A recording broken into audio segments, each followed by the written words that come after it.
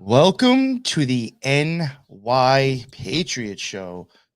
This episode will be continuing off with the man, the myth, the legend himself, Robby Marx. This will be part 3 of a possible. No, I think it's more than likely a part 4, 4-part series. There may be a break in between 2 and 3, just give people a break. But this is part 3 of the Temple of Solomon. And like I already said, we got my man Robby Marx on. I was even somebody that we were just someone that we were just talking about how I've probably been podcasting with this guy probably like half my podcasting career, or if not longer. And it's actually pretty wild and pretty cool. I think me and Teresa even Robby was mentioning that he had someone who listened to an episode and said like how great all three of us kind of work together. And I was like, I love it. And I was like, I think it's probably because we've been doing it. Like, honestly, we have been doing this probably for over a year now, all three of us podcasting. And I really like this group right here. I think it's always just great talks. And I really can't be happier. And I appreciate you guys coming on once again. So before we get to Robby, Teresa, would you like to promote that amazing podcast you have yourself? Sure. All right. So we have another show together, the Spiritual Gangsters podcast, focusing lately on our Clown World Weekly stuff. So breaking down the news, connecting dots, just trying to navigate high strangeness every week. So it's a really good time. Honestly, I love it so much. I have a lot of fun doing it. I think it's like reignited my original passion for wanting to be like a pseudo journalist at one point in my life. So it's a lot of fun, and please check it out and join us in the chat if you ever catch it live on YouTube. So that would be great. Yes, every Tuesday at 10:30 as of right now, unless things change, which is quite possible. Maybe. Maybe. Been thinking about maybe doing it like more frequently, but shorter episodes. So if you have an opinion on that, let me know if you're listening. And thank you very much for jumping on, Teresa. I always appreciate you spending your time. Yes. And Robby, the man with the book and all the notes. Let everybody know what your deal is, just in case this is the first time they've ever heard you. At least let people know what your deal is and what's up.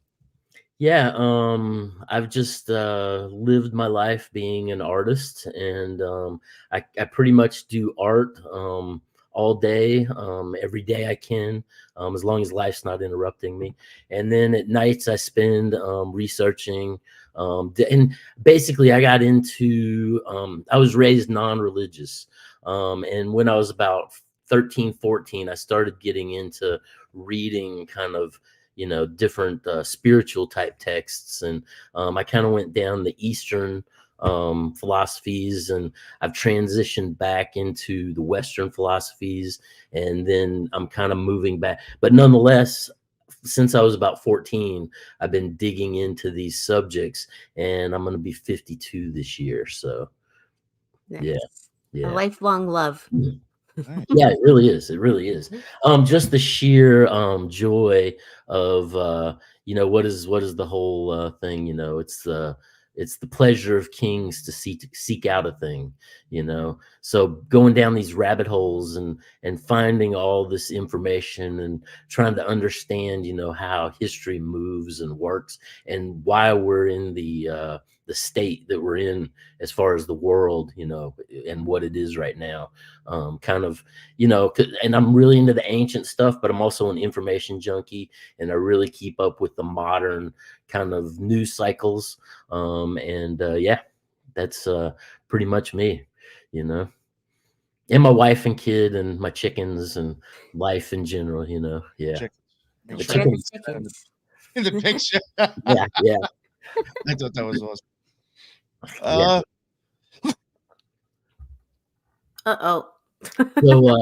and as far as if anybody wants to find my stuff, I have a link tree, which is RMarx, and all one word, and you can find all my stuff, Instagram, Facebook, Twitter, Discord, everything. So yeah. It's funny. I think I even said it last time. I forgot you have a link tree. I'm posting all these links in the show notes. I got to just grab your link tree. Actually, and then I could add that to the website that I'm working on too. Yeah, and also, if anybody is interested in this type of esoteric stuff, which if you're here, you probably are.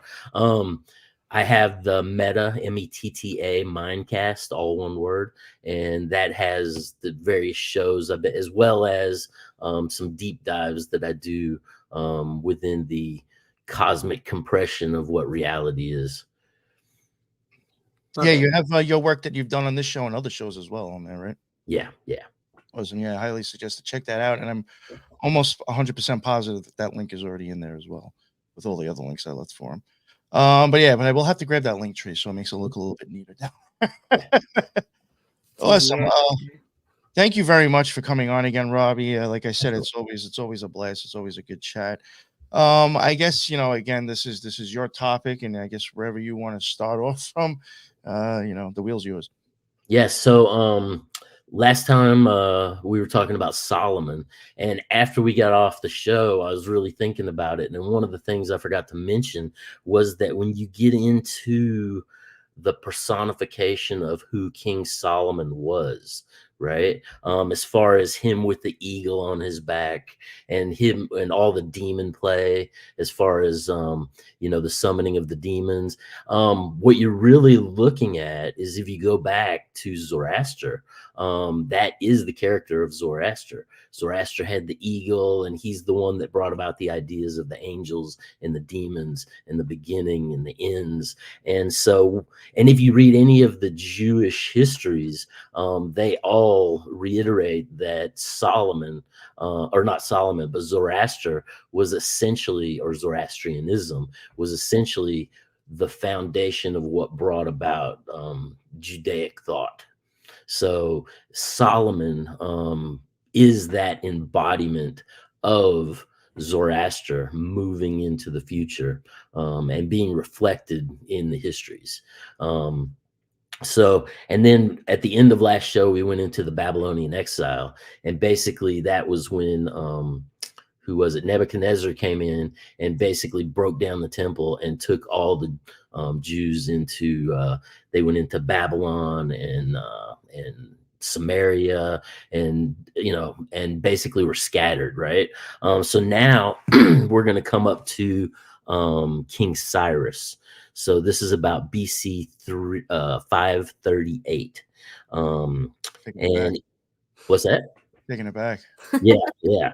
And so it was King Cyrus that promised, if the Jews served their time of 70 years in captivity, that he would help them build the second temple, right? So King Cyrus was a Persian king who allowed all of the peoples to practice their own religion. He had expanded the Persian Empire from the shores of the Mediterranean to the foothills of the Himalayas in India. So this is a very large empire. And basically the setting of the Jews free from their captivity in Babylon, the Hebrews basically were ready to rebuild the second temple. Let's see. And in 597, Ezekiel, while they were in Babylonian captivity, was said to have had a vision of the temple restored to its former glory, basically as a symbol of a lost idea, right? Now, King Cyrus has been compared to the Greek Xenophon, as well as later on in early America, they compared Thomas Jefferson to him, right? Basically for modeling tolerance and freedom and allowing all citizens or subjects to participate in the open government with the freedom of religion. So, so King Cyrus, in a law that he handed down, he said, "Thus saith Cyrus the king, since God Almighty has appointed me to be king of the habitable earth, I believe that he is that God which the nation of the Israelites worship. For indeed, he told my name by the prophets, and I should build him a house at Jerusalem in the country of Judea." So already, and it's interesting because as we go through, we're going to see that a lot of this energy to rebuild the second temple is based around prophecy, that is either within that current time or that these different nations find in their ancient books, right? So let's see, from the book of Isaiah, as far as prophecies, he reads 140 years before Solomon's temple, the first temple was demolished. And Isaiah directly mentions King Cyrus by name as one who was a true believer. And King Cyrus supplied gold and silver in mass and beasts for sacrifice. And now the two remaining pieces of the tribes of Israel that had been scattered, right? We still have the tribe of Judah and the tribe of Benjamin. And so with the Levites and the high priests, they basically phase shifted out of their time in Babylon and they rushed back to Jerusalem, right? Let's see, and many of the Jews that were in Babylon when King Cyrus set them free. And so if you read the Jewish texts, it says 70 years. But if you read other histories, it says 130 years. So again, I think you have this essential function. And here we have the relationship between the 3 and the 7 again. But nonetheless, to introduce and keep these sevens rolling through the story, and you just see these sevens pile. And when you get into the 7 being the creation itself in formation, everything's formed in sevens, as far as 7 continents, 7 colors, 7 days of the week, 7 this, 7 that. It just, you can go down the sevens, but 7. Yeah, 7 seals in the apocalypse. But it's the idea that the reality that we're in now is created within the form of the goddess, right? And I think what there is a belief that essentially when you get into the Leviathans, the 2 Leviathans, right? The female Leviathan, which was the curved Leviathan, basically sank down and crystallized and became physical matter, became the reality that we live within, right? Whereas the male Leviathan is the pointed Leviathan, which is the tall standing stone, essentially, right? And there's this long pattern of the male seeking to inseminate the female, right? Through the natural course of function in regard to generation, right? And we'll get into that later. But let's see. So, where are we at here? I've even heard people say, I know Eric has said it a lot to me, that sometimes there is an idea, or I guess a theory, that with occult symbolism, there's always 7 meanings to each thing too. Each symbol.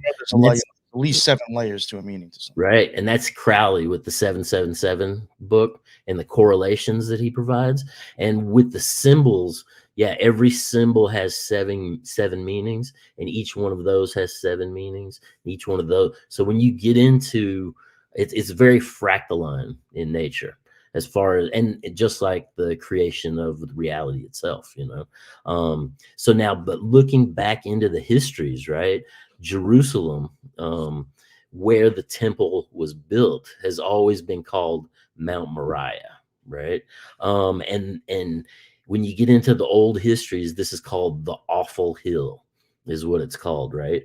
And let's see, in ancient times, around 3000 BC, Shalain, who is a Syrian god, who is ID'd with the setting sun and the evening star, was said to have manifested on the Awful Hill. And it was said from that moment of creation, of the foundation, this Mount Moriah, or this Awful Hill, was a sacred place on earth. So, as far as you go back to this, being the altar of Adam, being the altar of, Abraham with Isaac, going into this Syrian god. And let's see. And then also in the Bible, in Psalms 137, verse 1, which was written around 930 BC, right? As Bob Marley. 93. Yeah, 93s.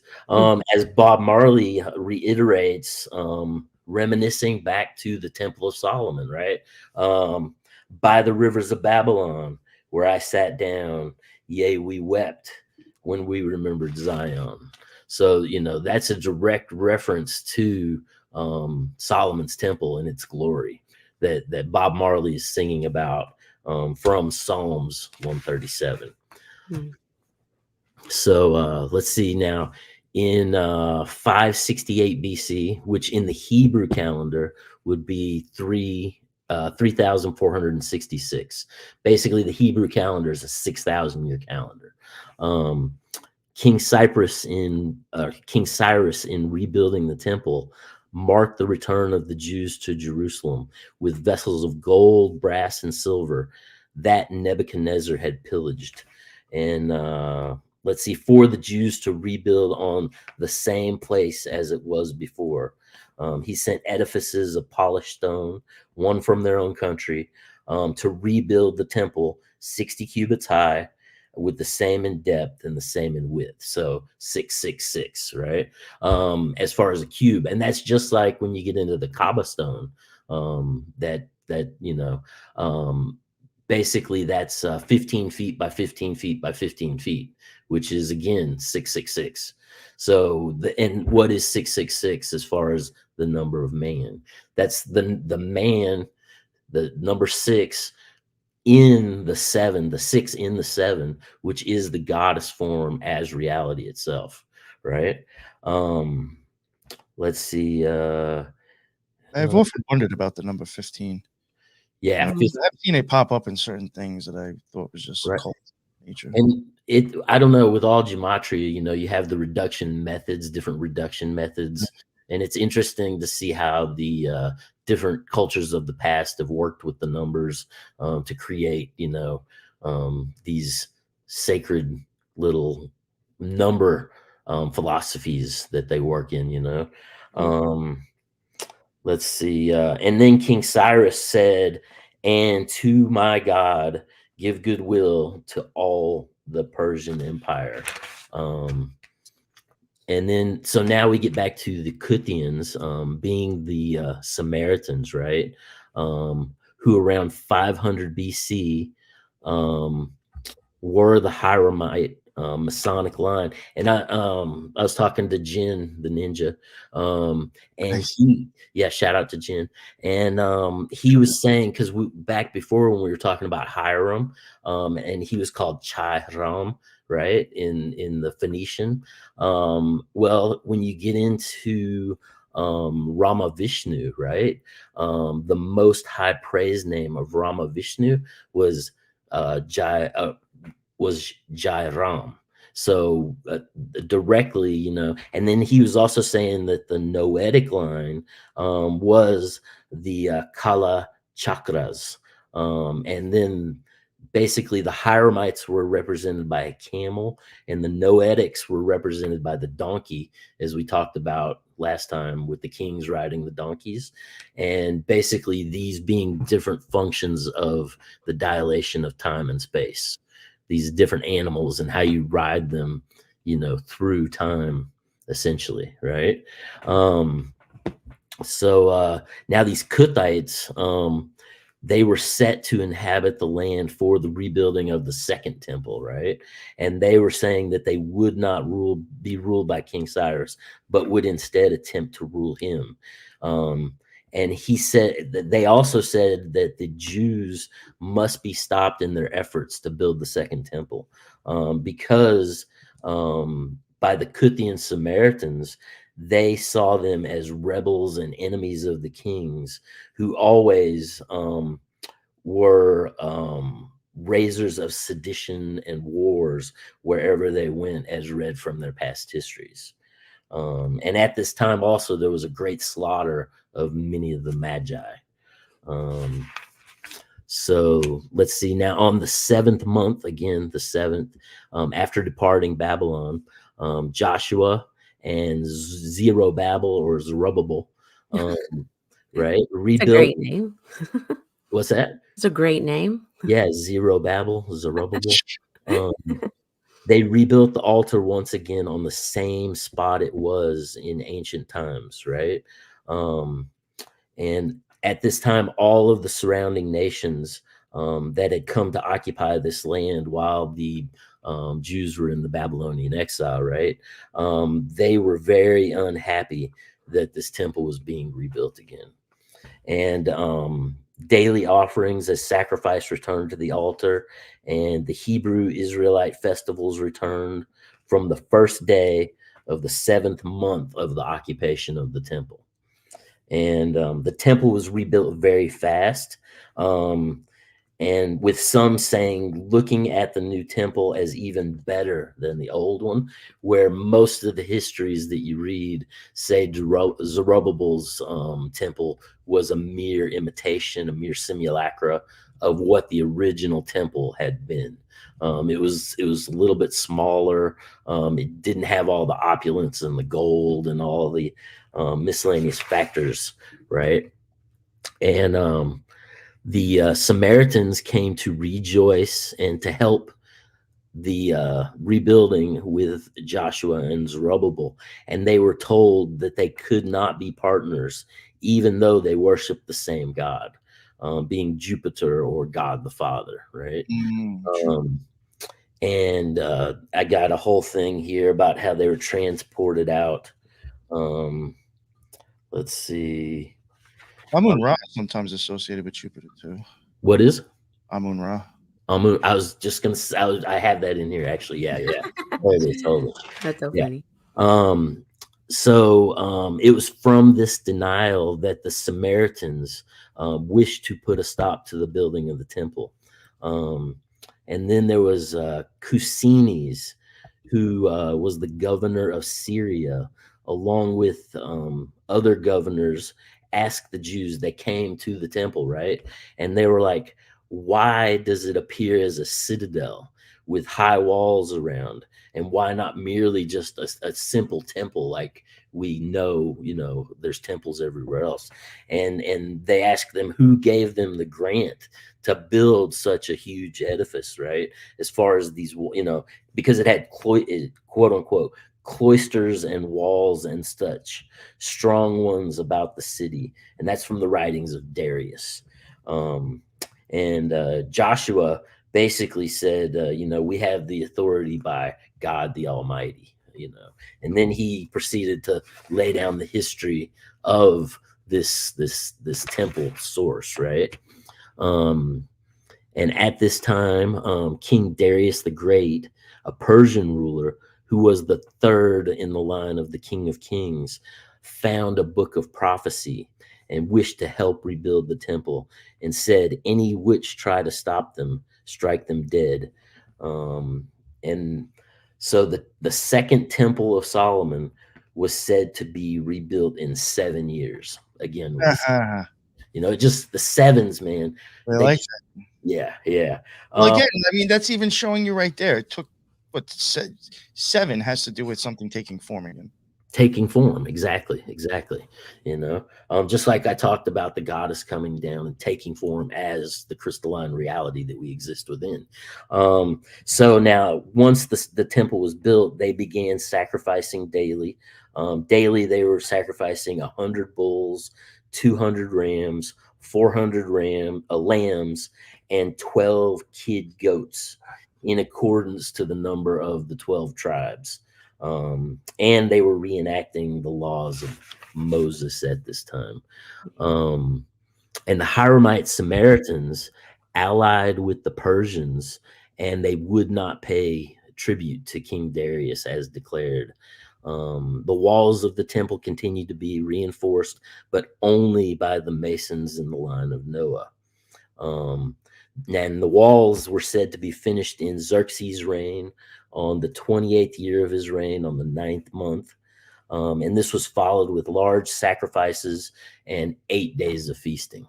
So here we have an 8. And this upset the Syrians. The son of Xerxes in Ethiopia, this is from the Solomonic dynasty again. Artaxerxes was Xerxes' son, right? And he threatened the Jews in the second building. And Artaxerxes put a decree to destroy the Jewish nation and the temple. and stated that they were outside of the line and against the ancient Solomonic dynasty, right? So now here we get to Esther in the Bible.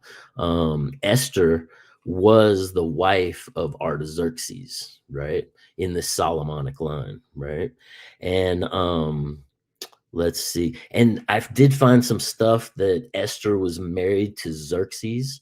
And then once Xerxes died, she married Artaxerxes. So again, you see this pattern of the mother marrying the son, and it has to do with dynastic lines and projection of the Godhead through reality, right? So now Esther, within the Scottish Free Rite Masonry, is the second degree of the, oh no, it's within the Eastern Stars, the second degree of the American Adaptive Rite of Eastern Star. It was called the degree of wives. And in ceremonies, it comprises the history of Esther, wife and queen of Artaxerxes, king of Prussia, as related in the book of Esther. And Esther was said to have ruled over a harem of 400 virgins that were all consecrated as priestesses. And every day she would send one of these virgins to Artaxerxes for prophecy, I would assume. Many of the eunuchs were crushed out. And at one point, there's a story where Esther essentially faints, right? And Artaxerxes gives Esther his scepter of power, right? So she will not be afraid. And this is much like the Queen of England giving the Parliament her scepter of power, you know, and very much same thing in Canada, same thing in New Zealand, same thing. But if the Queen were to ever take this the scepter of power back, which she has done in a few cases, and reshuffled the Parliament, and then she gives it back to him.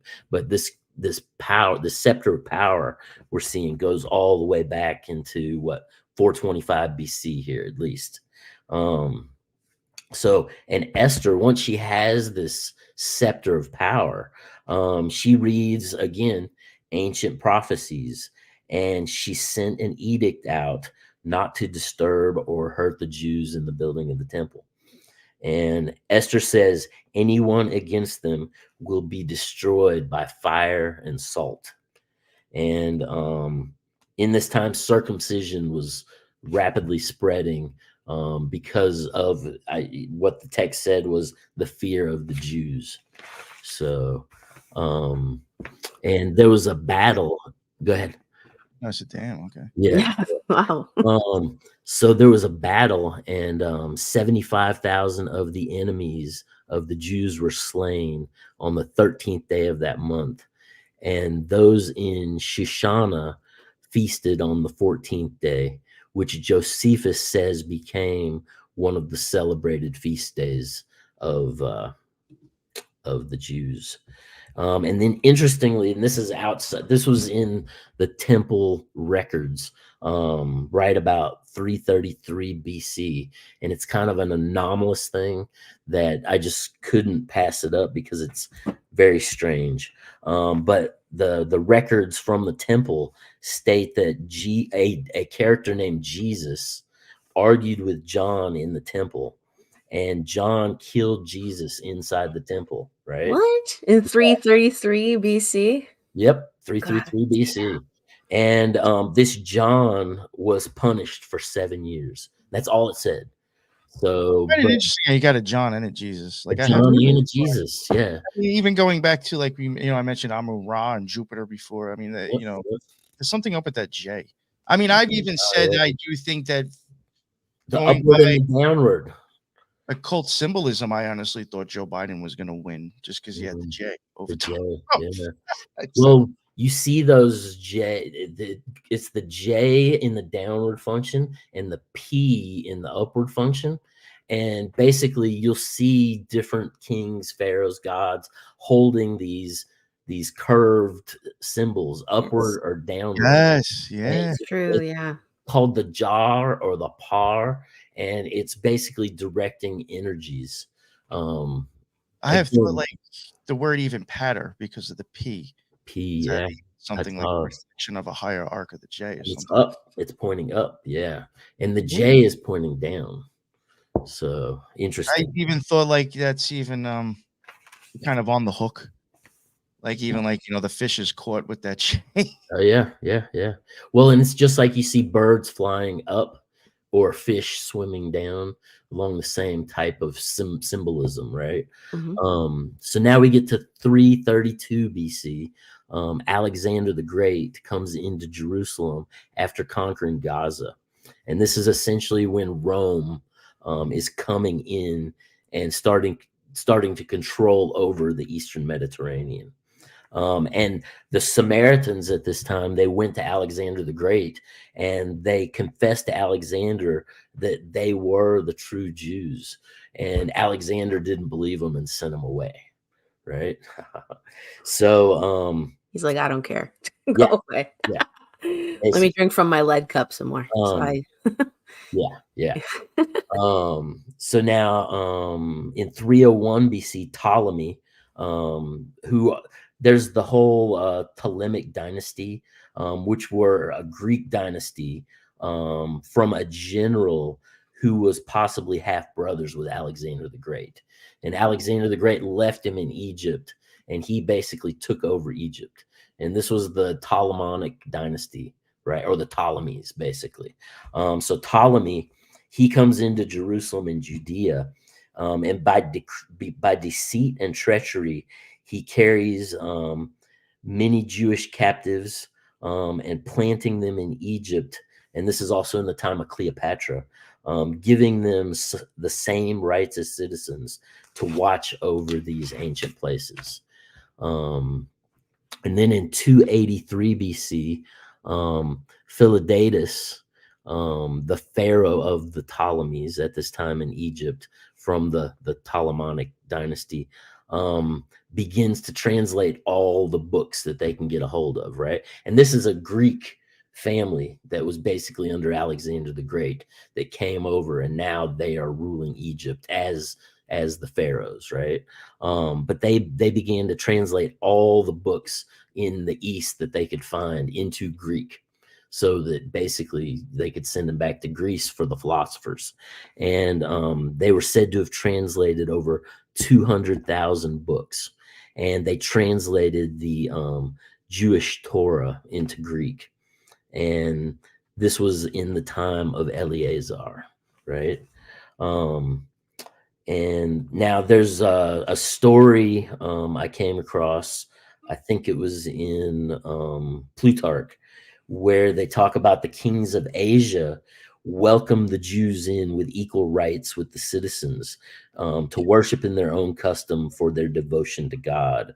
And it was 175 BC that King Antiochus in Media and Phrygia gave 2,000 families of Jews land with no taxes for 10 years to watch over these regions for their dedication to God, and demanding that the nations of the Asians care for the Jews, right? So, yeah, it's interesting how we see them spreading while simultaneously working to rebuild the temple. And just like today, we have all these different groups that are in resistance to the Temple Mount, basically. So let's see. Now in 280 BC in ancient Greece, maybe this was the one I found in Plutarch.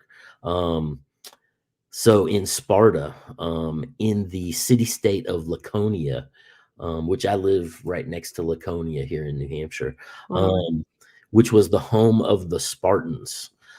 Arius of the Lacedaemonians sent a decree that books were found, and that the Lacedaemonians were, and the Jews were, of the same stock and from the kindred of Abraham. And in the decree it said, as so as our kindred, send forth any concerns as you so please, and will look on our concerns as to be common to yours. And this was sent on a perfectly square piece of papyrus with a wax seal that had a dragon with an eagle with a dragon in its claws, right? Ooh. So when you get into the ancient dragon and the eagle mythology, which I point out various times through a lot of the stuff I'm covering, it's just interesting that these Spartans, which are, the story of the 300 and the Spartans, are saying it says the Jews and let's see, found that the Lacedaemonians and the Jews are of one stock and from the kindred of Abraham. So basically these Spartans, they were all behind the rebuilding of the temple. Interesting. So something you don't see in many places. And at the same time, the Samaritans and the Hieramites, those Hieramites, were building temples to Jupiter Zagros, essentially Amun-Ra, in Greece and Libya and Nubia. And this was at the point when Zeus in Greece was becoming the Roman Jupiter. Essentially that point at which it started to shift over, right? In 201, King Antiochus, a Hellenistic king over the Seleucid Empire in the regions of Syria, rode against Jerusalem after seizing Memphis in Egypt and being driven out by the Romans. He came to Judea and he took Jerusalem without a fight. And they just opened the gates for him and let him come in. He slew many and plundered the city, leaving the temple bare, taking the secret treasures and returning to Antioch. And in this raid, he took over 10,000 slaves. He slew swine upon the altars as an insult. He raised idols from his land in every temple and village, which were essentially Zeus, Athena, Apollo, and Artemis. And he was sacrificing swine to them every day. And anyone that had Jewish sacred books was put to death. And he crucified all the circumcised sons. And then he would hang the women and then basically hang the crucified sons around their necks. What? As punishment, right? Who was this again, Robbie? This was Antiochus, who was a Hellenistic king over the Seleucid Empire coming from Syria. Ooh. Right? Damn. Yeah. So he was pretty vicious. And at this point in 200 BC, the Samaritans no longer confessed to be Jews, and they began to assimilate into and becoming mingled with the Medes and the Persians. And the Roman state itself began to circumcise all males. But they were still fighting on the Sabbath days, as far as the Saturdays, right? The day of Saturn. A perfect day for death. Yeah, exactly. I can't waste a good day. This is perfect. God's are with us on this. Exactly. Like, ooh, gotta harness the energy. The reaping of the harvest. Exactly. Get the Sith ready. So now in 174 BC, Antiochus the Fourth basically was a Hellenistic king of the Seleucid dynasty. He literally destroyed Jerusalem and the temple. He sent in 40,000 foot soldiers and horsemen with auxiliaries of Persians and renegade Jews. So any of the Jews that were falling outside of the temple system for being impure or having blemishes or any of the things that wouldn't allow them to participate in the temple system, there was sects of renegade Jews. And so the Romans were kind of picking these up into the military and using them against the temple system, basically sending their own people in against them, right?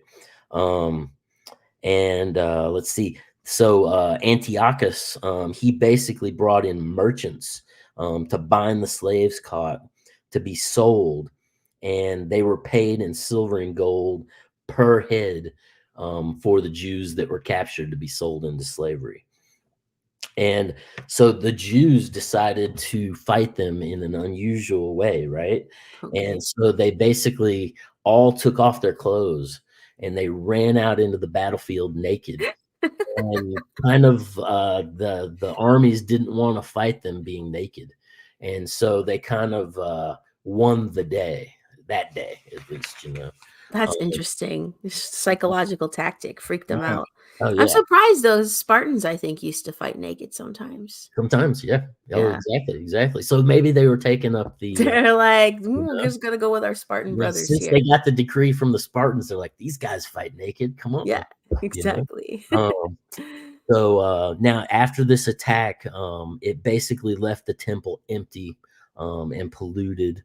But the temple was hung with many growing plants, and a new altar was built again to replace the polluted altar that had all the swine blood on it, right? And after 3 years of being empty, the new altar was dedicated on the same day it had stopped.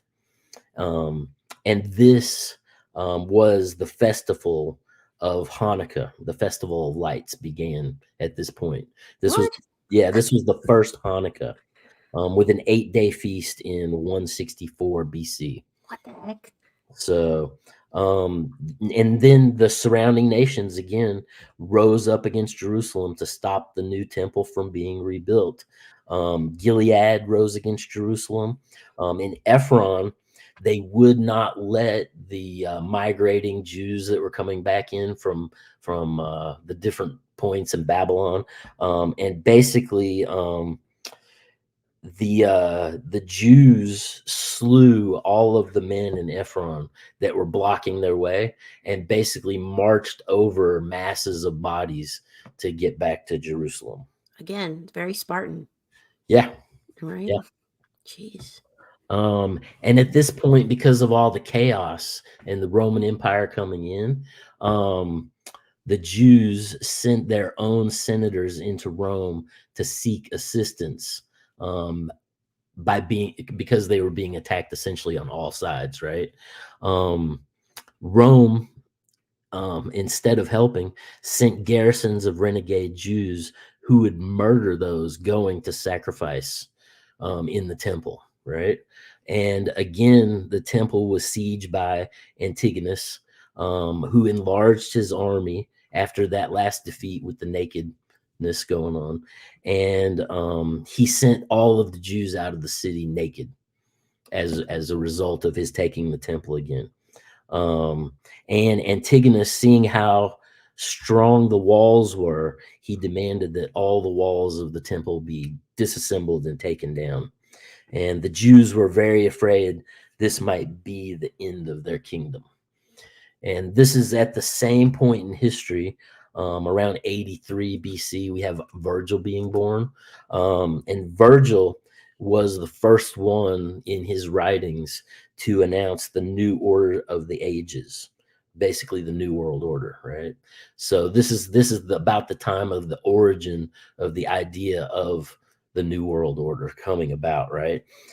Virgil is also responsible for Annuit Coepitus, which we see on the dollar bill, right? As well as Novus Ordo Seclorum. So Virgil's the guy that came up with both of the sayings that are on the $1 bill wrapped around that pyramid with the eye of providence. So that's really interesting. Yeah.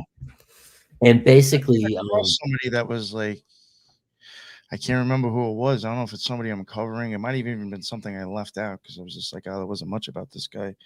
But there was like somebody that was like a big fan and like learned a lot from that guy Virgil. Oh, I love Virgil's writings, man. And I had no idea that his stuff was associated with dollar bill. Oh yeah, and the New World Order. you know. Wish I could know that. now. I was just like, I'm not sure who this. So there was prophecies of the coming God King, which by the Sibylline prophecy that people believe was referring to Jesus. Virgil also has a prophecy that's quoted by many authors through time. Even Philip K. Dick quotes him in the same prophecy. But this is believed to be a prophecy of the coming of Jesus as well. I'll read it here. It says, "Now the last age of the Cumane prophecy begins. The great roll call of the centuries is born anew. Now virgin justice returns and Saturn's reign. A new race descends from the heavens above.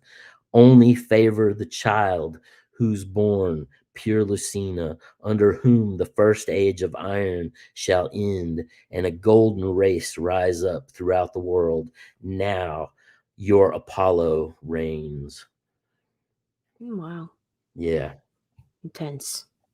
And that's from the Eclogues of Virgil. That's the 4th Eclogue, and it was written about 40 BC. So 40 years before the birth of Christ. A lot of people believe that's a prophecy of Jesus.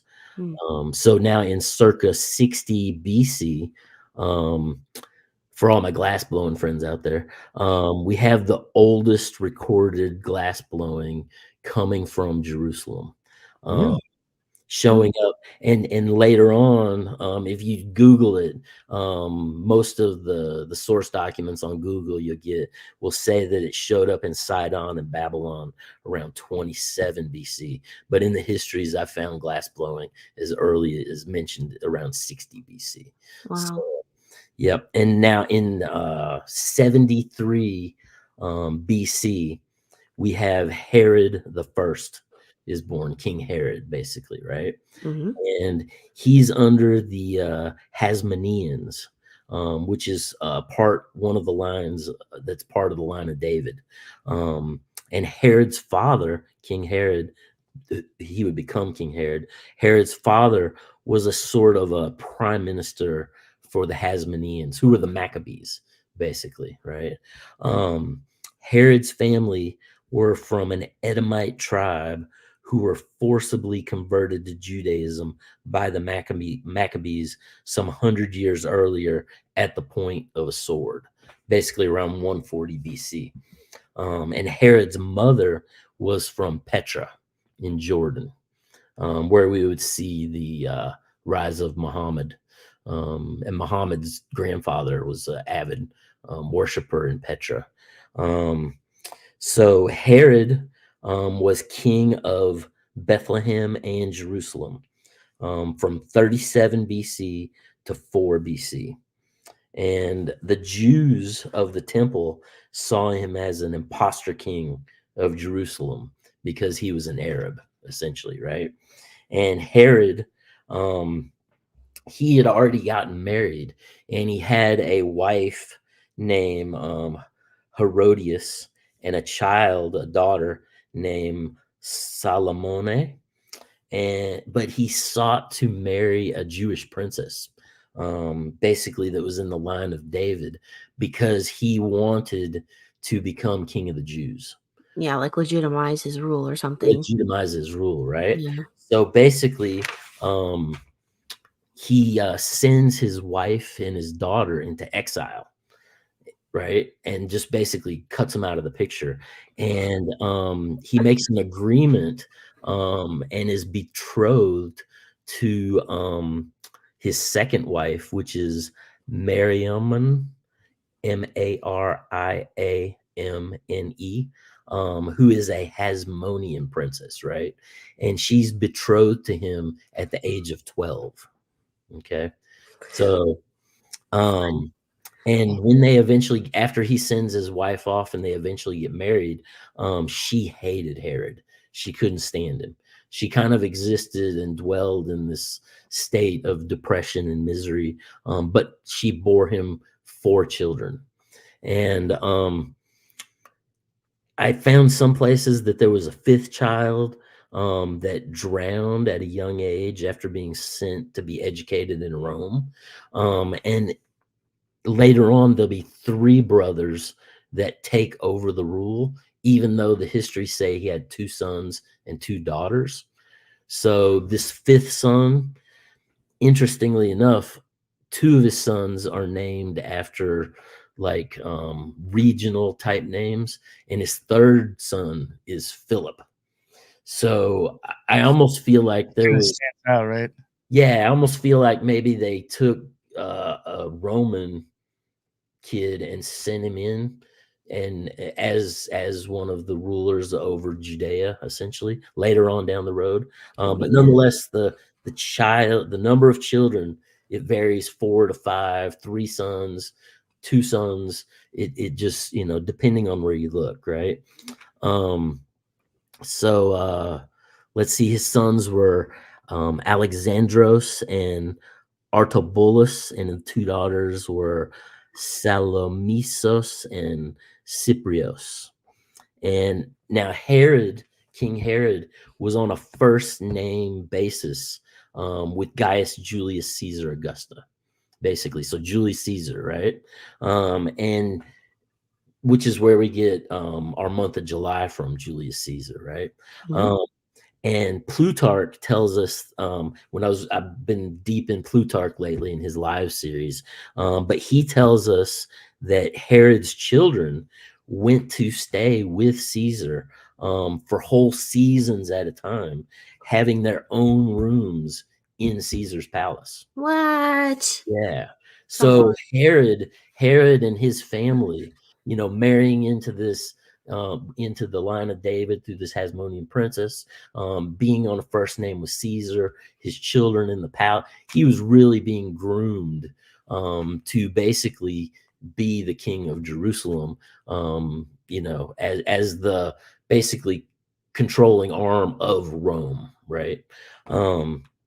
So and Caesar even gave Herod the highest honor of the Roman state, basically recognizing him as tetrarch, as the governor of one of the 4 divisions or country or provinces of Jerusalem and the temple.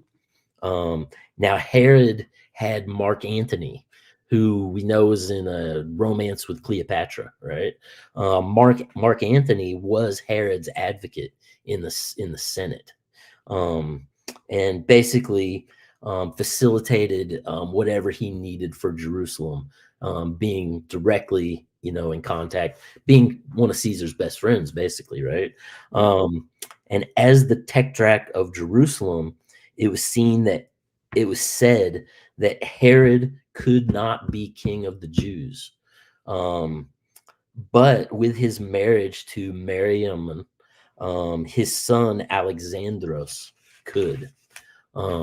Right. So now Herod, he highly overtaxed the people of Jerusalem, and in the rebuilding of the temple, Herod is seen as one of the most prolific builders in all the histories, right? He did a massive rebuild and expansion on the Second Temple. The earliest temple records we have come from Josephus, compiled about 200 AD, from the Mishnah, which is the oral Torah of the Jewish faith. So this was basically before the Torah was written down. They conveyed it through chanting and song, and let's see, and came in the building and sacrifice records of the Mishnah. The New Temple also, or the New Testament also supplies us with a lot of information on Herod's temple. But Herod doubled the size of the pre-existing walls, encompassing 36 acres, which is essentially 24 football fields. The Western Wall, where we see all these global leaders going with their yarmulkes and basically putting prayers into the cracks of the walls. Yep. This was part of Herod's expansion. Wow, I didn't know that. Yeah. That's awesome. And it was that Western Wall is a retaining wall for the Temple Mount, which is why it's still there, because if they took it down, the Temple Mount would essentially come down. In the southeast. What's up with those? What's up with the what? The mounds. There's always like The a mound. mounds, man. It's always that. Well, that's the high places. You would always worship on the high places and circumambulate to the top. And a lot of times the temples were built at the top, you know. Let's see. Spiral. Something like that's another reason why I sometimes think the spiral will be used. Oh yeah, and depending on which way the spiral goes, to the left or the right. I think so too. Yeah. Oh yeah, for sure, for sure. Now,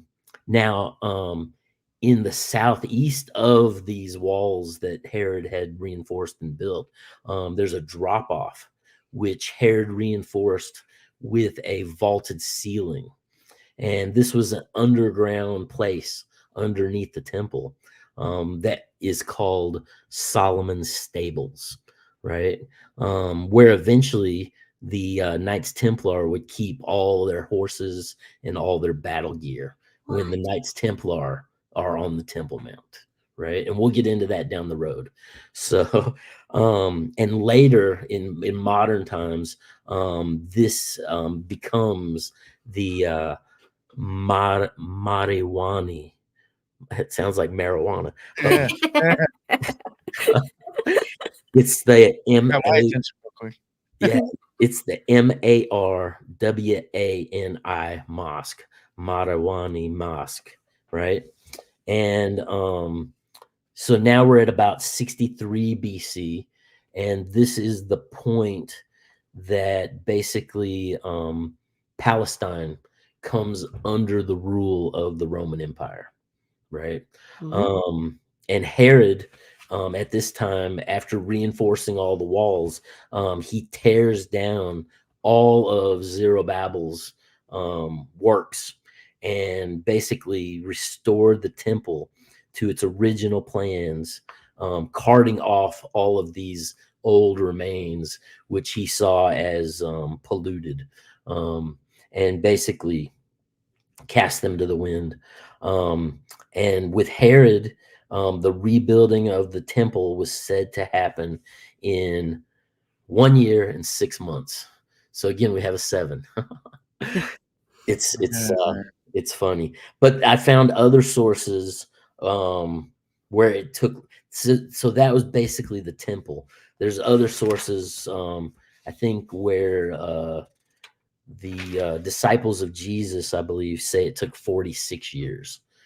But that may be the entire Temple Mount with the walls and everything. And then it said he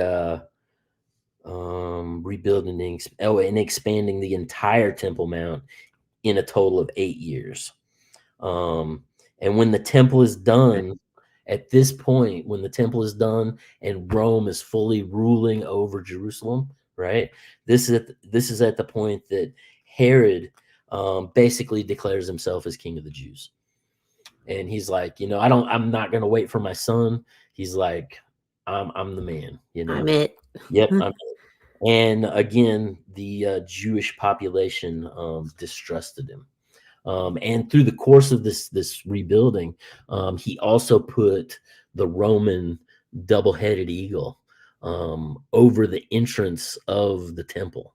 So as all the people were going into the temple to sacrifice, they had to walk under the Roman double eagle. They didn't like that. They did not like that.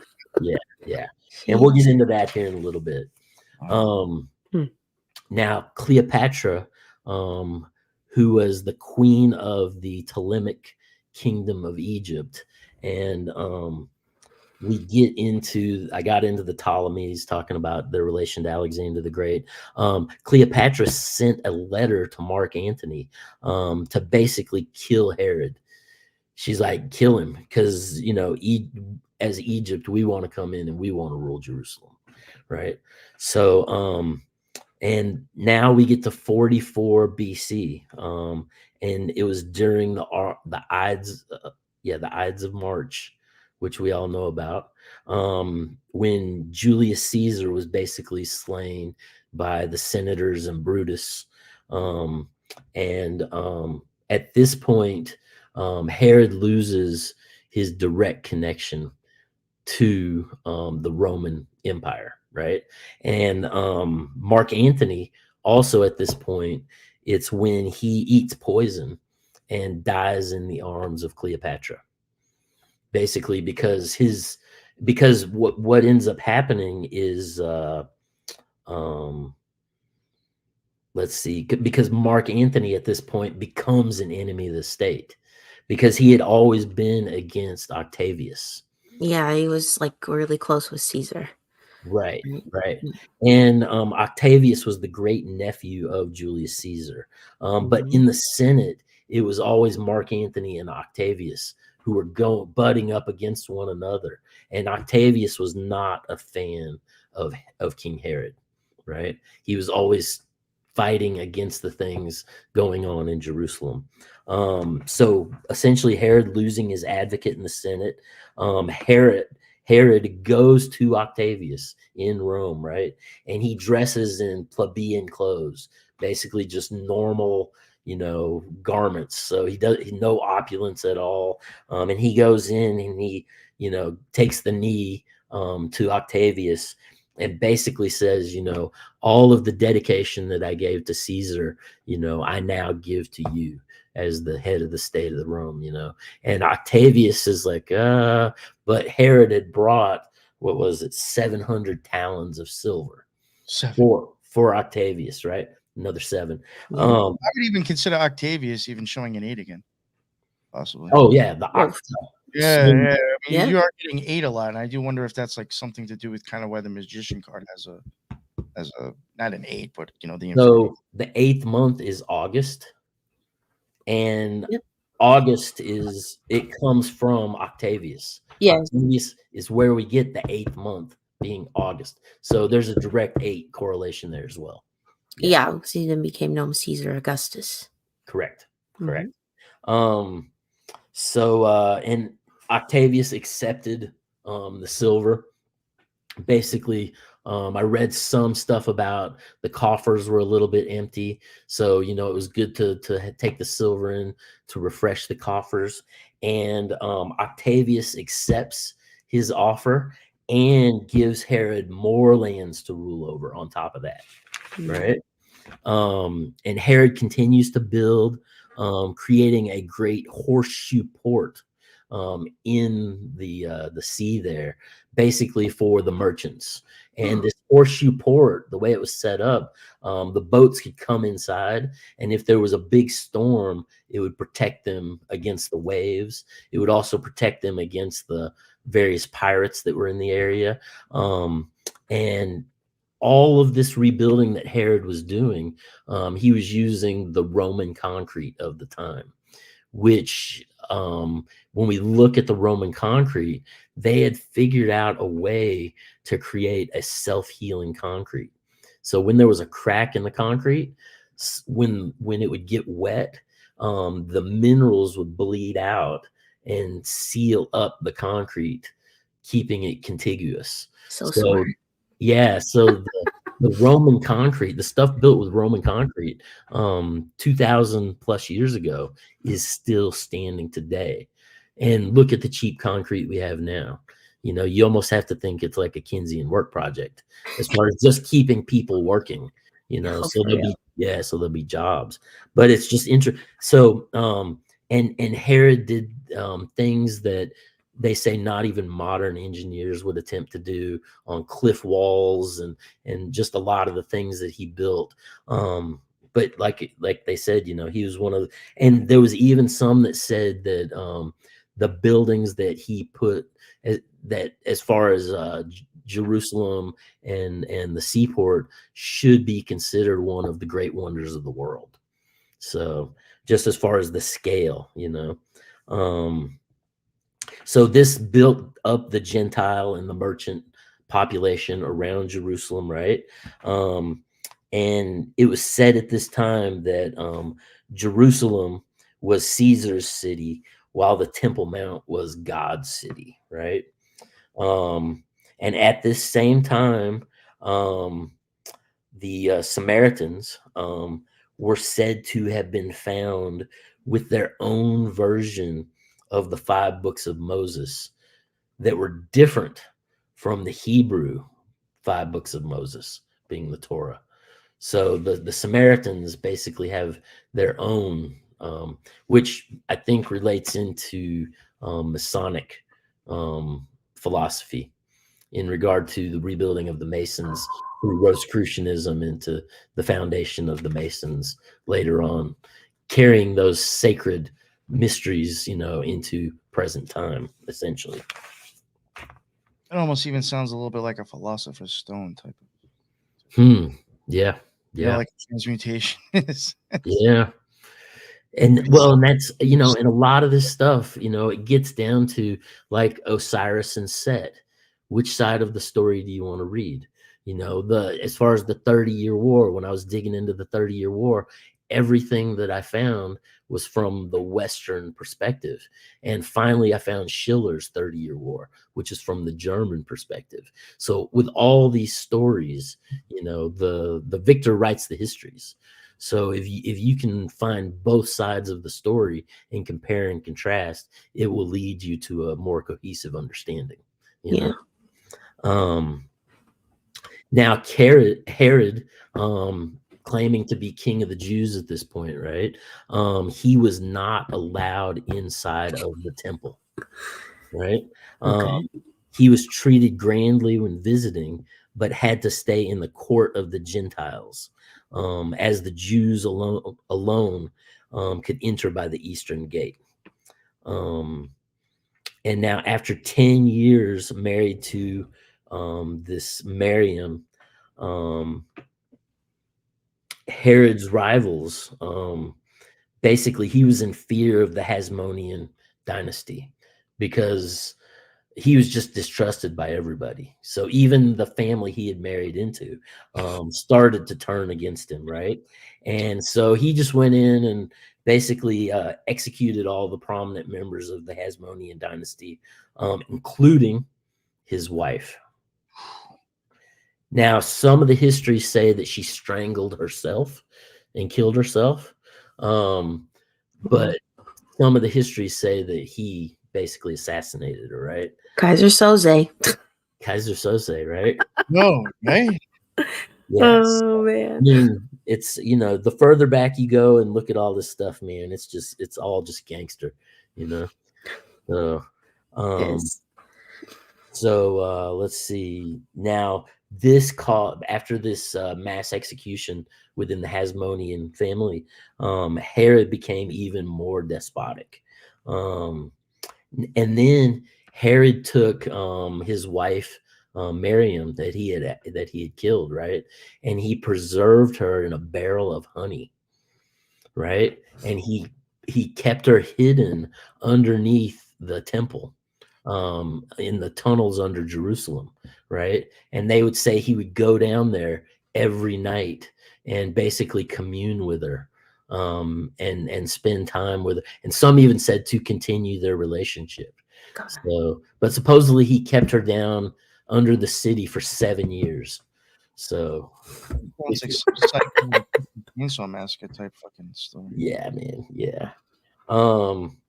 So, and then what he did was he brought his original wife back with his son, right? And basically, this was Doris and Antipater. And with all the plotting that was going on, Doris and Antipater were implicated in a lot of the stuff that Solomon was doing as far as the plots and the despotic activity. And his son Antipater was executed. And Doris, his first wife, was once again banished from the court and exiled from the city. God damn. Right? I know, right? So now Herod, at this point, getting into his 70s, he starts to get sick. And modern science basically believe that he got some sort of a kidney disease and basically kind of went crazy because of all the pain and the pollution of the blood. And, so Herod begins to go out of his mind at this point, right? He's having stomach and bowel problems. They said that his flesh was decaying on his body, that he had gangrene of the scrotum, right? And he had yeah, I know, man. And he had intestinal worms, and he at one point tried to kill himself with a fruit knife, like a blunt knife, because he was in pain, right?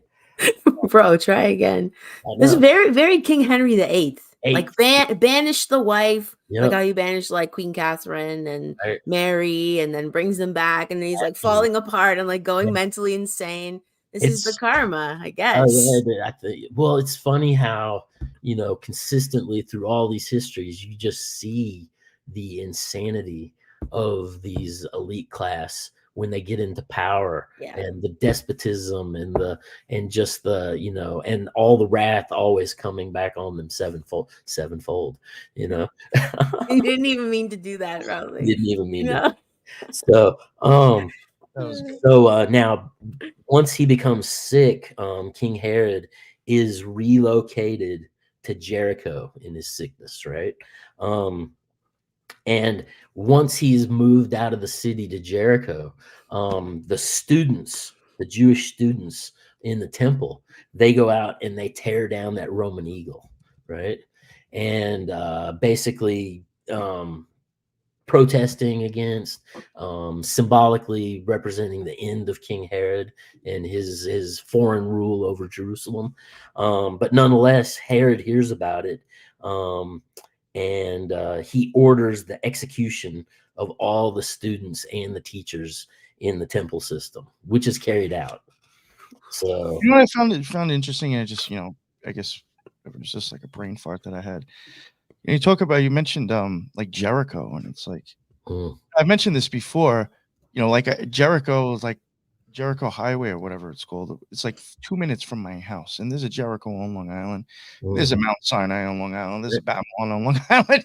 It's just like, there's a lot of like weird Bible names, like fucking Long Island. Well, and I drive across the country frequently, man, and Palestine and Zion and like the biblical name, Enoch and Hiram, and just like all the, like, as you drive across the country, you're submersed in, and you got to think that the founders of the nation were highly steeped in ancient wisdom, because there was no TV and no black scrying devices to divert our attention.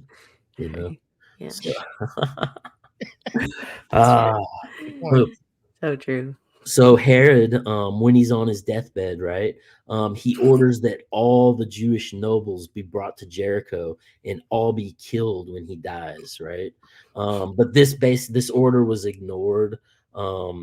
It was Herod's sister that basically shut that down and didn't let that happen. And then Herod even called for his own sons to be executed as well on his death, which again did not, like I said, he was going crazy. Jeez. He worked so hard to get the sons. Like, what are you doing, bro? Build up this temple and the city and all these, works project. And so not only that, he was also demanding mass executions of the public and the citizens as well, which was not followed. Again, what's the gematria on Herod's name? I wonder. Oh yeah, how do you even spell his name? I was trying to actually look. Harod, I believe. HAR or HER? Maybe both. It's probably both. Yeah. Hebrew, you get 143. 143. And then English is 276, and simple is 46. Does match frog in Hebrew. Chaos. Just wondering if it was like related to like an Antichrist number or something. Right. Right? Like, is this the guy, the precursor to Nero or something? Like, Well, geez. now his name in English does match Elon. So Ooh. Um, Wah, wah. So, and it matches Frog also. So it matches Frog all the way around. yeah. Well, in Frog, we know, the frogs that were perched around chaos in the Egyptian philosophies when the first ray of light, the Lucas emerged, bringing forth the first thought form. I'm telling you, in that movie Mother, if you watch it, when the frog comes out of the downstairs basement, it makes all the noise. That's when all hell's. That's when it really starts getting chaotic. Yeah. Well, we have lots of frog memes these days, and a Oh, yeah. reincarnation of King Cyrus apparently in Donald Trump. So times are repeating, guys. And did you see nothing new under the sun? Just a new way of repeating itself. Right. Did you see also? There's photos that I saw on X that Donald Trump has a replica of the Ark of the Covenant. Yes, at Mar-a-Lago. I just saw that yesterday. I think. Going back to the Temple of Solomon once again. All this stuff goes back to this temple, man. And we covered on Clown World yesterday that he was quoted as saying, "If you're not for Israel, we don't want you in our country." Right. I believe it. These are the modern Israelites, the modern warriors of Yahweh. Well, look at the week before that. We covered him where people were like putting their hands on him practically. Yeah. Like he's like he's like the new, second coming of Christ, basically. Right. Like trying to touch the hem of the Messiah. Oh, God. Yeah. Oh, wow. Yeah. Whew. So now at this point, King Herod's three sons. Here again, we're back to three sons. Herod, Archelaus, became the tractate over Samaria and Judea. And here we have this strange Philip showing up, who became the tetrarch over the Golan Heights. And then Herod Antipas as the tetrarch over Galilee and the east bank of Jordan, right? And it is seen as this Herod Antipas, basically, who was behind both the deaths of John the Baptist and Jesus. So we're getting here to Jesus now, right? So let's see. In the Gospel of John 2:18 through 20, it says, "The Jews then responded to him, 'What sign can you show us to prove your authority to do all this?' And Jesus answered them, 'Destroy this temple, and I will raise it again in 3 days.' And they replied, 'It has taken,'" here's the 46 years, "'to build this temple, and you are going to raise it in 3 days.' But the temple he had spoke of was his body after he was raised from the dead," speaking of the body or the temple as his body being the true temple, right? So Jesus basically is coming to replace the temple system. He didn't like the temple either. That was weird how I did say Hurrah did match 46. 46, right? Oh, there you go. 46 years, yeah. Ooh. And what gematria was that? That was for simple. Simple, okay. So now, and it was on the main thoroughfare of the temple, right? Where all of the money changers were doing their business, right? And on that day, Jesus immediately was said to come into the temple, and he confronted the money changers. This overlay, it was basically an overlaid taxation on the sacrifice, right? And so let's see, and this dates back, as far as these sacrifices, it dates back to what is essentially called strange donation, which kind of goes into the tithing and the sacrificed animal. When you would sacrifice the animal, certain parts would go to the priest class and certain parts would be burned beyond all recognition, that being called the Holocaust, right? Because that part that you burned beyond all recognition, all of it went to the Godhead. Let's see. Now, this ancient form of strange donation gave the temple large stores of meat and grain to feed all the attendants and the priests of the temple. Now we find parallels of these money changers in the Bible in Mark 11, 15 through 18, Luke 19, 45 to 46, John 2, 13 to 25, which some say is a similar event, but kind of matches. And then Matthew 21, 12 to 13. And it reads, and I'm only going through the stuff with Jesus that directly relates to the Temple Mount, right?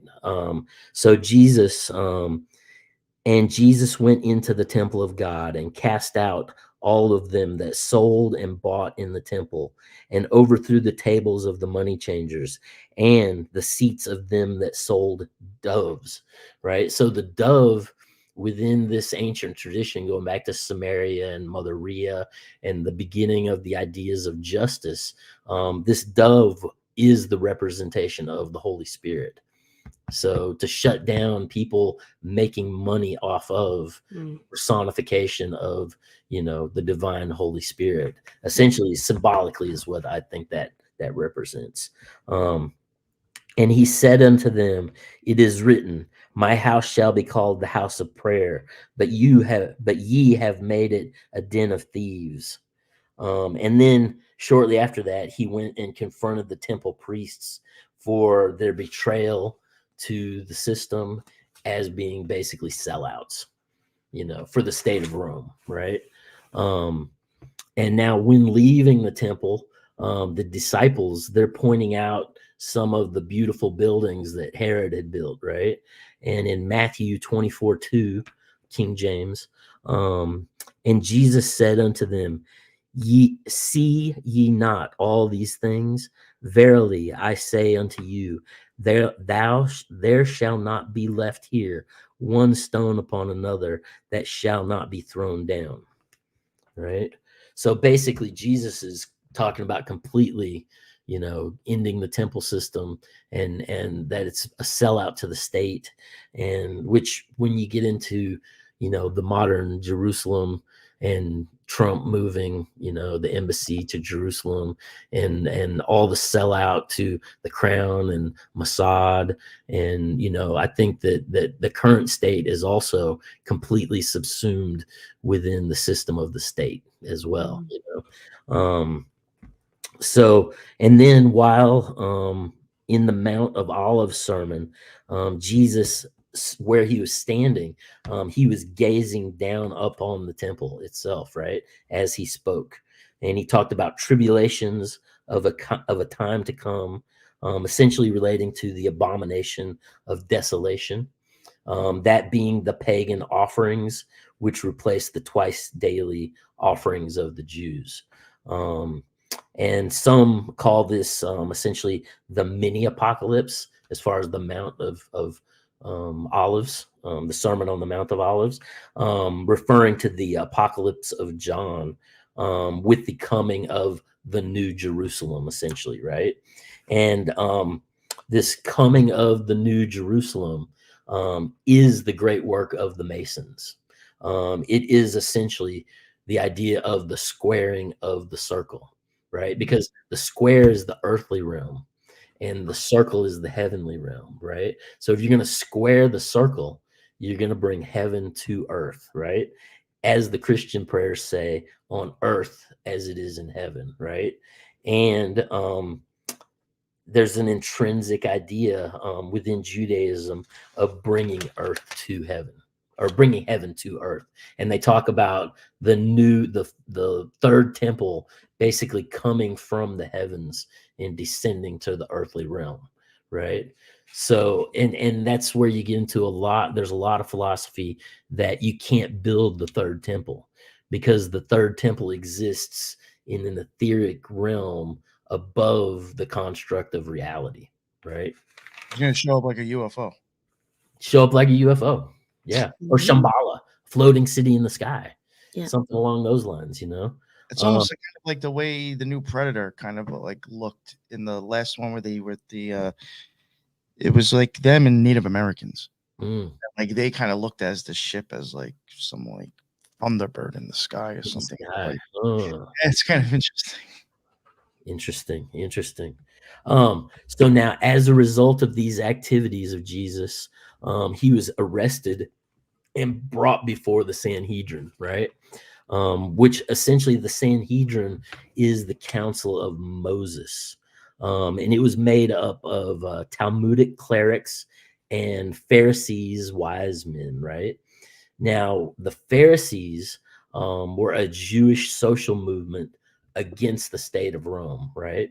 And it was basically a school of thought, which after the fall of the temple became the foundation for the liturgical and rabbinical basis of modern rabbinical Judaism, right? And it was brought about by the Roman conquest and the rising Hellenism of which was favored by the Sadducees, right? The Sadducees were all behind Rome coming in and doing this, while the Pharisees were against the state of Rome being involved in Jerusalem and the temple, right? But the Sadducees were the upper class, essentially, right? And they only recognized the written Torah, whereas the Pharisees, who are the Mosaic authority, right? They still believed in the living revelation of prophecies and oral Torah and the resurrection of the dead, essentially, right? Which is what Jesus did with Lazarus, right? And Nicodemus, he was one of the Pharisees that basically believed in Jesus, right? And he said, Jesus is a teacher sent from God, right? So now this Sanhedrin of these Talmudic clerics and these Pharisees, they basically brought Jesus in what was, if you look at a lot of the research, it seemed to be basically a kangaroo court. There was 27 violations of the law that were broken to send Jesus to his death. Let's see. And at this time also, the state of Rome had taken away from the Sanhedrin the authority to put people to death. Right. Yeah. So, and let's see. And the law, as far as within the Torah or within the Talmud, says that there can only be one high priest over the Sanhedrin, right? Like in the times of Moses. But at this time, there were 12 high priests, which relate to the zodiac and basically, that's exactly zodiac. Yes, general graft. So you had all these people in this high position for power, you know, like we have now, this authoritative administrative class that seems to be rising above the working class, you know, making, 10 to 100 times more. So, and in the Sanhedrin basically sentenced Jesus to death 4 separate times, right? And through all of this process, they never provided one single witness to speak against him, which was against also the laws of the Talmud, right? Because you have to have 2 witnesses that corroborate a story to. So the reasons that they sentenced him to death was because 1, he had healed the blind. 2, he had raised Lazarus from the dead. Let's see, the Seder Passover, he had given the first communion of the blood and the flesh, right? And then the 4th was his talking of rebuilding the temple in the 3 days. So these were the crimes that basically were against Jesus. And the Apostle Paul had warned the Sanhedrin that opposing the disciples of Jesus could prove to be tantamount to opposing God, right? So I have some stuff here about all the different names, but one of the names of the high priest was the Kohen Harash, which is the anointed priest, originating with Aaron being the first priest, to Moses.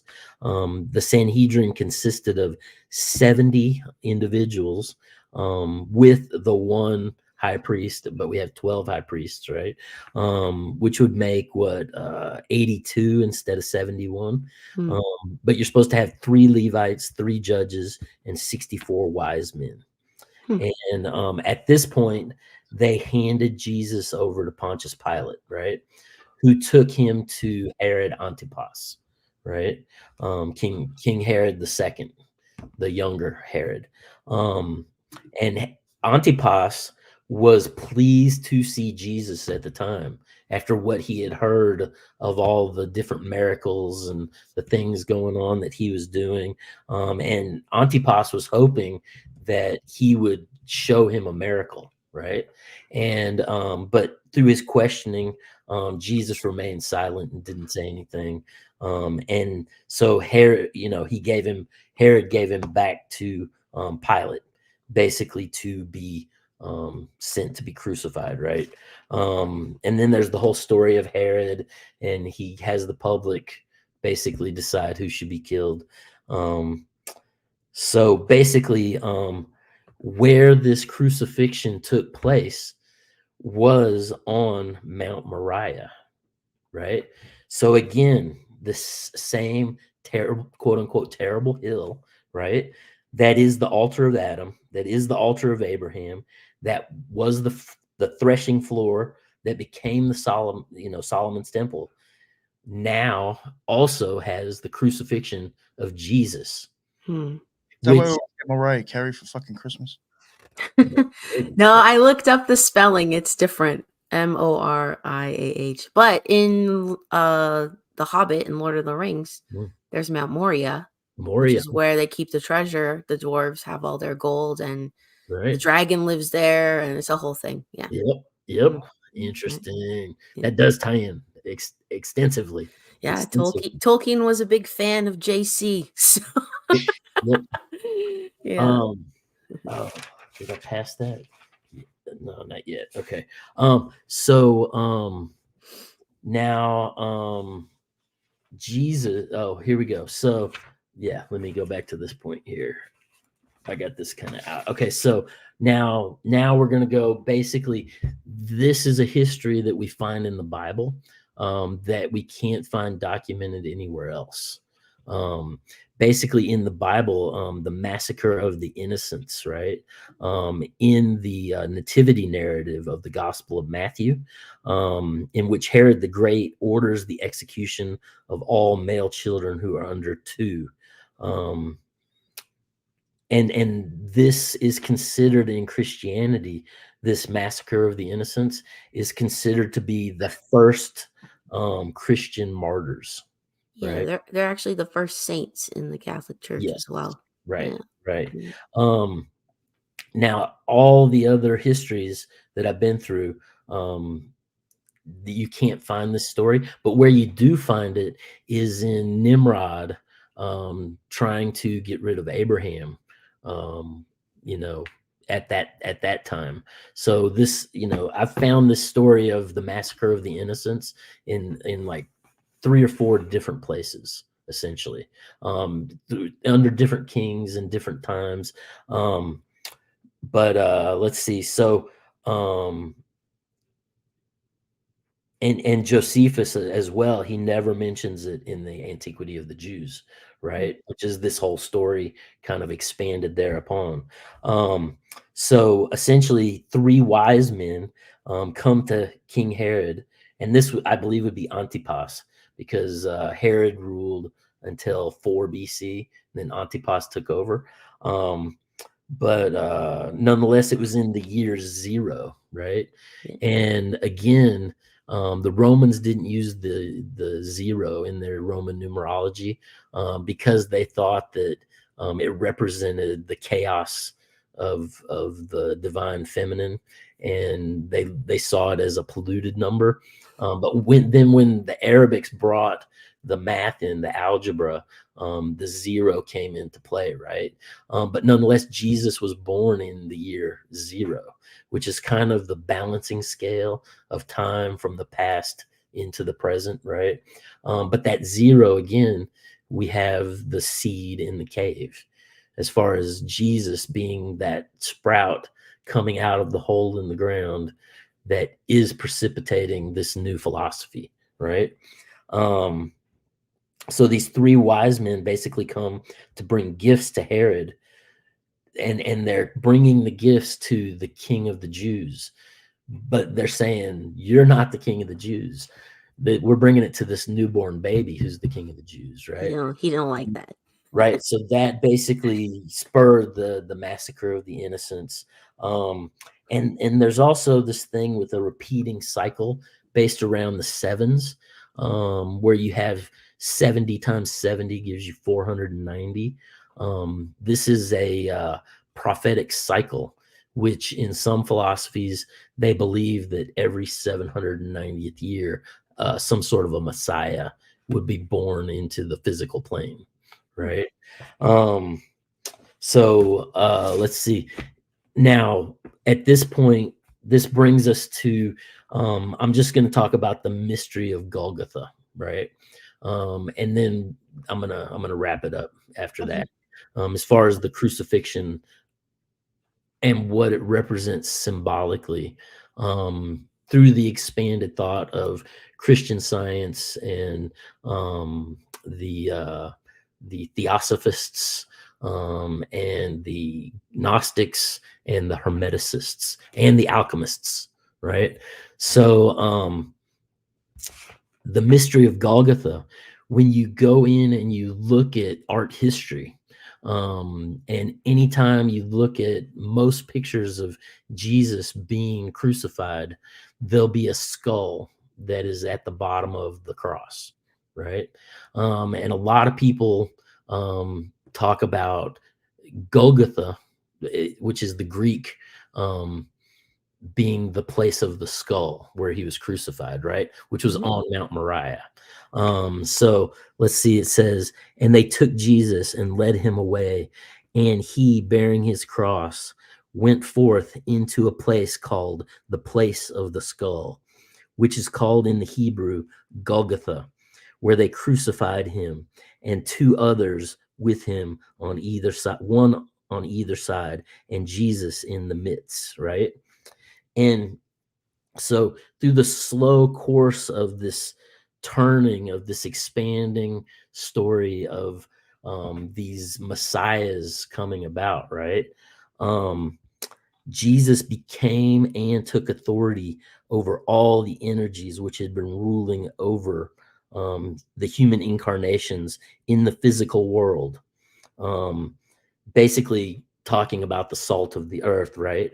The cross within the modern personification is the black cube that has been burst open, right? So we're basically taking this ancient philosophy of the black cube, going back to Nimrod, going back to, even with the Kaaba stone, and Jesus basically bursting this cube open and allowing us to not be trapped in the box. Right. And so essentially, Jesus becomes, he becomes the first blood, the final blood sacrifice, right? He becomes the Lord of Lords over all of the lords going back through time. He becomes the paschal lamb of Passover by being crucified on Passover. And then from John the Revelator, he says, I, Jesus, sent my angels to give you this testament for the churches. I am the root and the offspring of David, the bright and morning star, right? And if we look at the bright and morning star, right, basically that is Venus, right? And so you have the morning star and the evening star. And if you look at the symbol of the star of Venus, it's the 8-pointed star, right? And so that 8-pointed star was the star of Venus, the star of Ishtar, the star of Anana, the star of Mother Rhea, the star of this evolving goddess form, right? And when we translate that through at the point of Melchizedek blessing Abram, right, with the first sacrament, right? Melchizedek took on that star, the power of Melchizedek took on that star as his star, right? Which became the Star of David. In the machinations of it, it was more elongated, and in the star of Ishtar and Anna, going back to the goddess form. But when Melchizedek took that star form, it became the two squares overlapping one another, right? And then later, now that Jesus is basically saying, I am the offspring of David and the bright and morning star, right? Also relating to Lucifer, that transmutes into two lines that connect in a different way. I have a painting of it up on my Etsy, but it's basically called the seal of the prophets, and Jesus is the final prophet, and this star, this 8-pointed star of the morning star, evening star, that creates the pentagram, right? As Venus moves around in the heavens, it creates that pentagram, which is the form of man, right? Both upright and turned on his head. So Jesus is taking this power and saying, I am the final seal. This is the seal of the prophets, this 8-pointed star, right? I've noticed that a lot with Native Americans having like an 8-pointed star. In a sense, it's almost like 2 points on here. It's almost like a cross, but each end has 2 points. Right. The Knights of Malta is also an 8-pointed cross. I was gonna wear it today. Yeah. But the chain was all tangled up. So yeah. I mean, even when it comes to my Native American symbolism, like we had Thrash on the show probably like almost 2 years ago now. There was I don't know what's the chicken or the egg, which one came first, but there was a lot of symbolism that I think is shared between Native Americans and occultists. A lot of they reuse each other's stuff if they know what.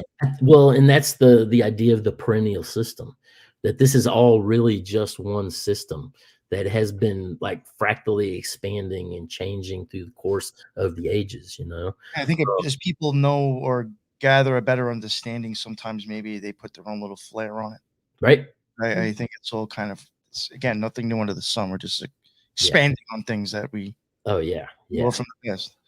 Now, from the stations of the cross and their correlation with the labors of Hercules echoing out of the mystery schools, and just as humans seek to evolve into higher conscious forms, right? So also there's a belief that just as we can see the evolving form of a wrathful god of fire and brimstone in an alchemical manner, God morphing through his creation to an empathetic vibration. And in this manner, this astral form of eternity that is the unspoken name of Yad-He-Vad-He, those Elohim, created this avatar body to descend into the physical creation of the matrix that it had made, right? And symbolically, this crucifixion, like Thoth, Hermes, Mercury, or Hermes thrice great, right, is the mind, right? It is the all of the books that were ever written on science. It is all of the artistic pieces ever created, all coming from, and then he is crucified between a liar and a thief, which are the senses and memory, right?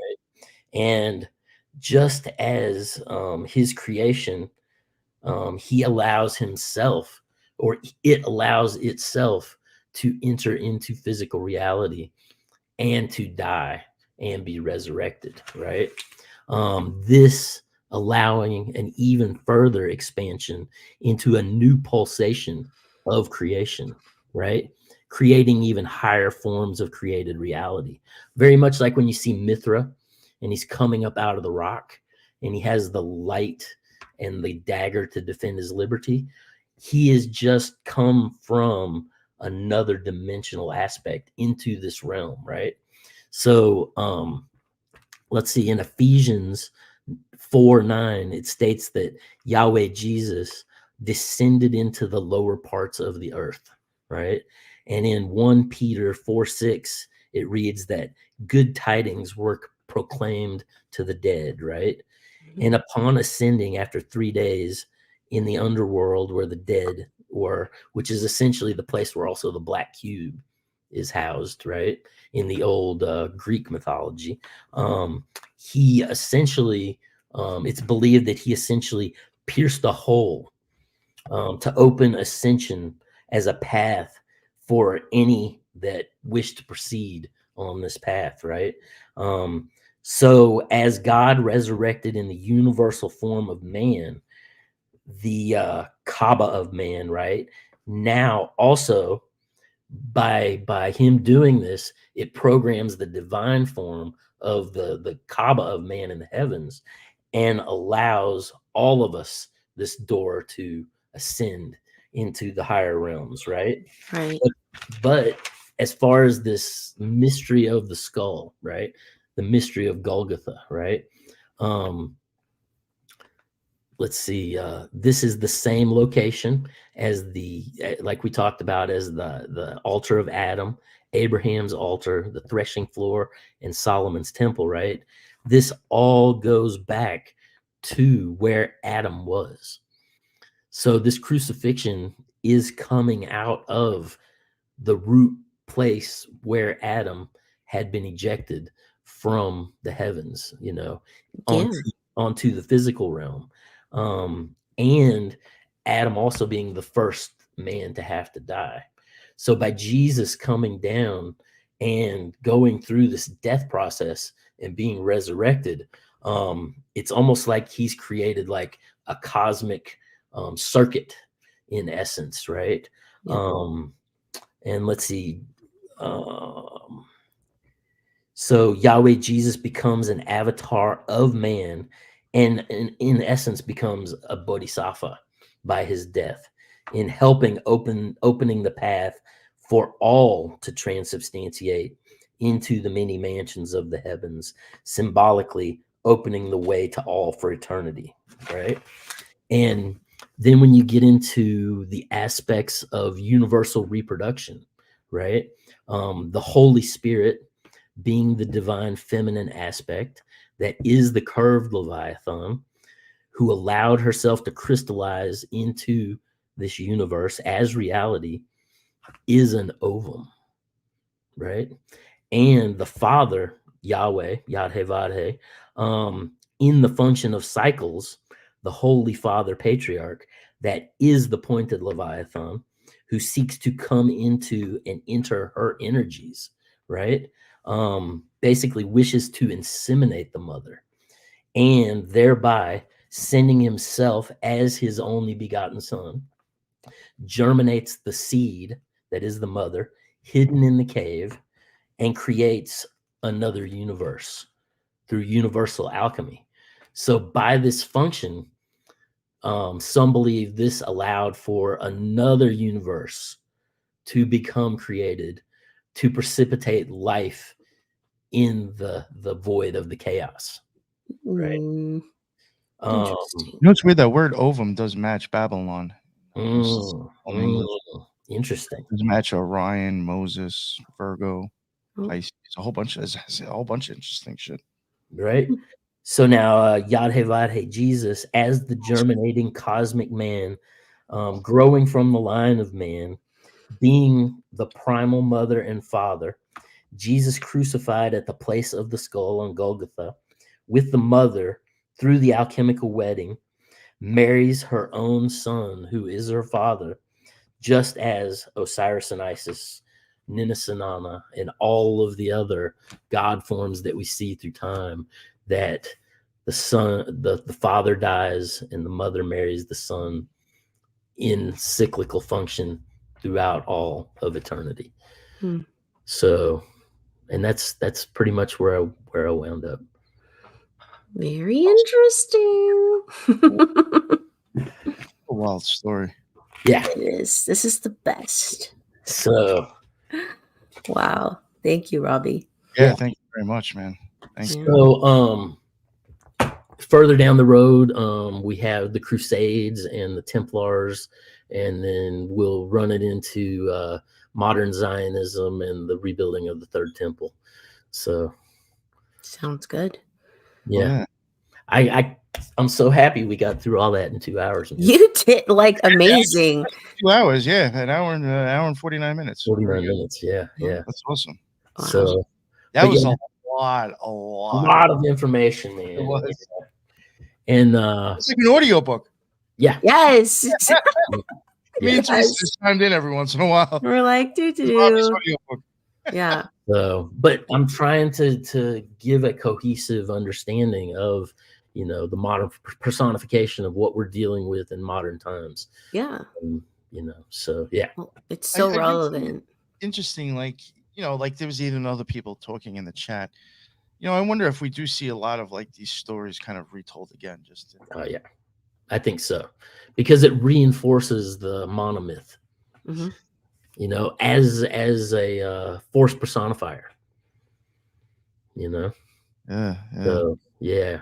Well, force personifier. That is actually really good. It's a good way of saying it. Yeah. Oh man.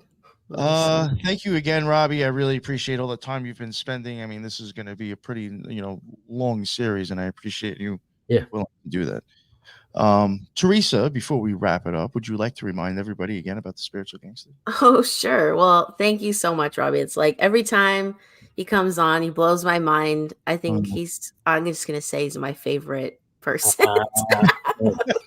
Sorry, everyone else. But I mean, Robbie's dripping in it. He's just dripping in knowledge. So I've been rolling in this stuff for 35 plus years, you know. It's like I can see when you're like you have your notes and you're like reading, but you're also it's just like so ingrained in you that you're just like, oh yeah, you just need these little reminders because who can keep track of all that, honestly? Yeah, just to keep it going. But it's like it's just in you. Anyways. But yeah, if people want to check out the Spiritual Gangsters, please come over and do so. If you want to connect with me, I'm most active on Instagram. I'm trying to do more on Twitter, X, whatever. I have noticed. I was like, oh, she actually made a post recently. Right? I actually said something here and there. It was like, shit. Whoa. But yeah. You must have been bored. Right? No, I'm trying to check it more often. So nice. Yeah. But anyways, I'd love for people to come on over and join the Clown World Weekly chat, and hopefully we'll get like some more episodes going more frequently on that. I think I'd like to push in that direction. So yeah. Even people on Twitter can even still catch that. They can. Exactly. Yes. The streams on Twitter. Yes. But thank you very much for jumping on with us as well, Teresa. And her notes, her links and everything is in the show notes. And Robbie, real quick, just let everybody know where they can find all your amazing work and your art.